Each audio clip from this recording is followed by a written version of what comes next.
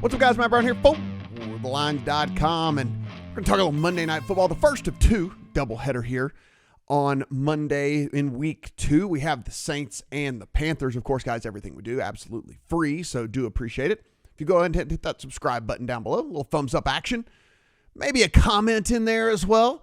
All that stuff does help this channel grow. We're trying to get to 50,000 subscribers by the end of football season. I think we can get there. If we do, big giveaway from me here on this channel for everyone that helped us get there. So let's do that. Hit that subscribe button. Here we go. And you can head over, just click NFL tab. Of course, it'll take you to all the previews. We got a nice little preview here of Monday Night Football. We can go down and take a look at all the great words that are being written over here. Of course, the awesome odds page we have. Just click on the odds and it takes you to right here where you can just see every single book and what they've got going.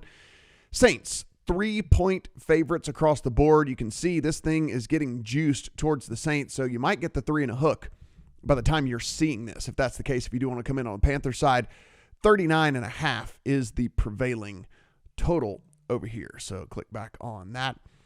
Guys, this is a pretty interesting game for me because these are two teams I'm just not very high on either way, right? If we take a look at the Saints, despite the win in week 1, look, the Titans handed that game to them. The Saints were not very efficient at all, certainly not on the offensive side of the ball.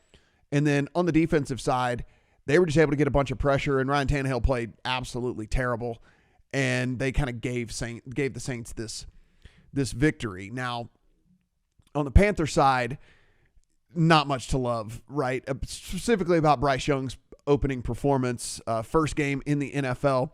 Pro Football Focus graded 37 different quarterbacks in week 1 of the NFL. Bryce Young was 37th, 37 out of 37. So can only go up. Hey, there's the bright side, right? Can only go up from there. The good thing here, it looks like DJ Chark is going to be back for the Panthers. That's their number 1 receiving option. Obviously, getting that back in there for your rookie quarterback is a big thing. And listen, I do believe there can be some nerves. I know Bryce Young's played on the big stage before, but there can be some nerves with your very first NFL game. There's no doubt about that. And so for me, I'm going to not give him a pass, but I am going to think that he looks better here in his second start in the NFL. And for me, again, I just don't love really anything the Saints bring to the table on the offensive side of the ball without Kamara in there right now. I mean, Carr is fine, but Carr is just Carr. Carr is fine. You know, that's all there is to it. He's not one of the better quarterbacks in the league. If anything, he's a little bit below average. And without Kamara in there, you can't really do a lot of those things that this offense does well, right? You line him up weird, put him in motion, do little screen passes to get the ball in his hands, run little short routes designed for him.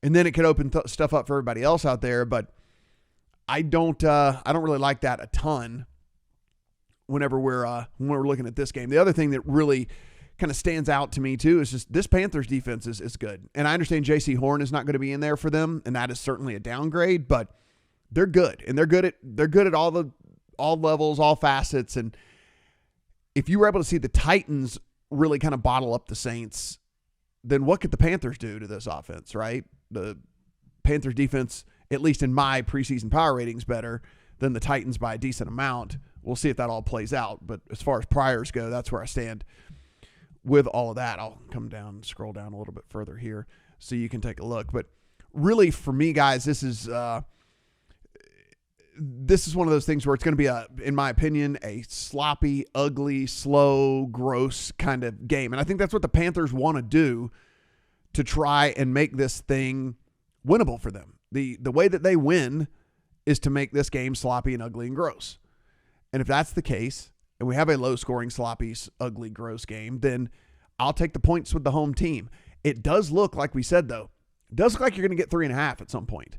So you're not going to get it's not going to go through the 3 back the other direction. So I would almost hold out and see if you get the 3.5. The 3 and a hook obviously is so massive in a game like this, where if it does play out like I think, and we do have a low-scoring affair, getting that hook in a low-scoring affair is massive. So something we certainly want to take advantage of in this one. From a total perspective, it would be under or pass for me. I know every game except for one went over this week, and that's not an exaggeration. Every game but one went over this week. But, well, I guess Sunday Night Football didn't, so every game but two. And I know they've all been flying over, but there's no oompa here for either one of these teams. These teams aren't going to go out there and light it up. It's just not going to. It's just not going to happen. You can see here, looking at the Panthers offense, thinking it's going to be bad. Took the under on the team total, so that's a way that you can kind of alternately bet that this thing's going to be low scoring and ugly and gross. The other thing we have on the site, fellas, is click on the little lines right there, player prop tool, if you see that. Then you come in and you can type in anybody's name and it'll pop up the player props. And I do want to look at Michael Thomas, because here's one of the things about Michael Thomas. While he's still healthy, he might be a bet on guy, right? You can see there's 48.5 out here on his receiving total. No J.C. Horn. So now everyone kind of ticks over. Michael Thomas might be running routes against the third or fourth best corner for Carolina tonight. And while I just said I don't have a ton of faith in Derek Carr, the one thing I do have faith in is that he's going to take the path of least resistance, which would be throwing to a guy that's going up against the worst corner on the field.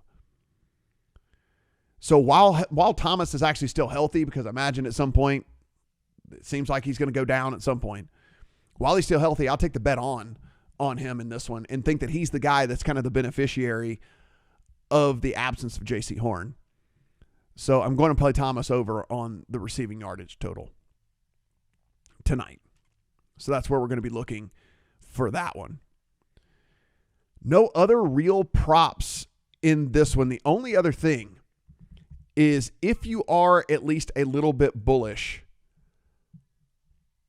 on the Panthers in this game, and you think they can do a little bit something more now that Bryce Young's got a game under his belt, now that Bryce Young has his number one receiver back out there. He did throw the ball 38 times in the first game. It didn't amount for much, but he threw it 38 times. So if that's the case, 188 is really low. 188 is a really, really low passing total. And certainly if you think that this is one-way traffic for the Saints and the Panthers just have to completely abandon the run altogether and throw it all over the place, then, 188 is pretty low. I would almost be looking at some of the alternate numbers too on Bryce Young. I don't think that if you wanted to go 200 or more, you're probably going to get plus money with all of that. Probably 225, you're going to be getting really big plus money. And like I said, with Chark back out there, a game under his belt, back home, I think that there's a chance that he has at least a little bit more success throwing the ball through the air in this game. But just a weird game, guys. Not one that I want to force a ton of bets in. Not one that I really want to make sure that we're getting action on. It's a couple of teams, like I said, I don't really believe in a ton. You can see all the best numbers that are out there. Like I don't really believe in either one of these teams very much. And I think there's a lot to learn about the Panthers team in this game for us. And then certainly from a Saints side of things, they're the favorite in that division. Are they the rightful favorite in that division? Should we be looking harder at the Panthers or the Falcons or even the Bucs really at this point? So some observational stuff to go along with that as well. Just those couple of bets in the account. And of course, we'll have another Monday Night Football game between the Browns and the Steelers, in which we have another video here on the channel for as well. Guys, again, everything we do, absolutely free. So do appreciate any sort of support you want to give. A little thumbs up might be great. And then, of course, subscribe to the channel as well. Good luck on all your Saints and Panthers Monday Night Football bets.